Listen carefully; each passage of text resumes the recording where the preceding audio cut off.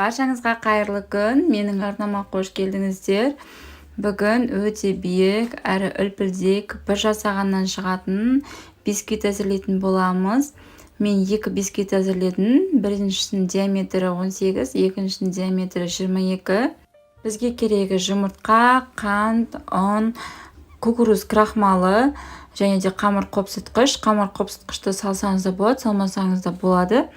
Мында жұмыртқаны бірінші алдымен ыдысымызға жарып салып аламыз. Одан кейін үстіне қантымызды салып, миксердің көмегімен жақсылап араластыратын боламыз.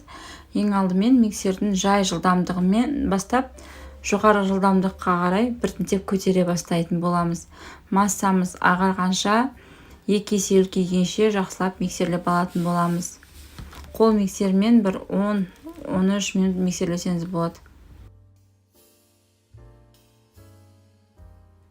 Міне біздің массамыз екі есе үлкейіп ағарды.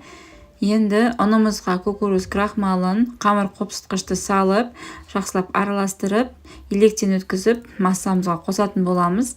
Біртіндеп қосамыз, барлығын бірден салып жібермейміз. Мен 3 бөліп қостым.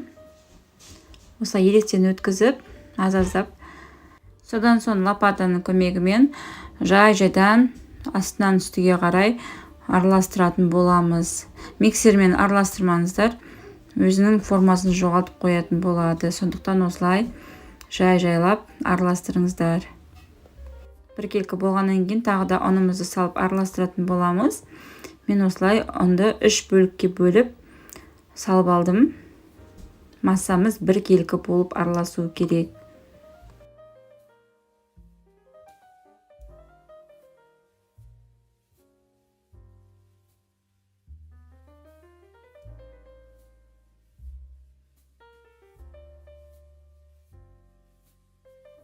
Міне массамыз біркелкі болып араласты. Енді формамызға құятын боламыз. Қызып тұрған пеште 160 градуста пісіріп алатын боламыз. Өздеріңіздің духовкаларыңыздың ыңғайына қарай қарайтын болыңыздар. Менде 35-40 минутта пісті. Таяқшаның көмегімен тексеріп көрсеңіздер болады. Міне біздің бисквитіміз пісті. Мен осындай бисквиттен екеу пісіріп алдым. Бұл 22 диаметрлік бисквит болып шықты. Біздің бисквитіміз керемет болып көтерілді, үлпілдек әрі нәзік болып шықты. Және де бисквитіміз пісіп шыққаннан кейін толықтай суытып алған соң ғана формасынан ажыратыңыздар.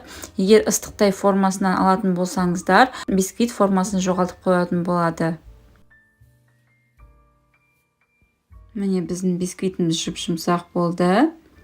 Ал мынау біздің 18 диаметрлік бисквитіміз. Бұл жерге мен 4 жұмыртқа ғана қолдандым. Астына барлық керек заттарды жазып қалдырып кететін боламын. Бұл екі бисквиттен келесіде кукла тортын әзірлеп көрсететін боламын. Сондықтан менің арнама тіркелмеген болсаңыз тіркеліп, лайк басып пікір қалдыруды ұмытпаңыз. Және де қоңырауша белгісін басып, келесі бірінші шығатын видеомды сіз көретінде боласыз. Міне 18 диаметрлік бисквитімізді өте жұмсақ, үлпілдек болып шықты. Қыздар бір жасағаннан шығатын бисквит әрі нәзік болады, дәмі де ерекше. Жасап көрсеңіздер болады, сіздерге міндетті түрде ұнайтын болады.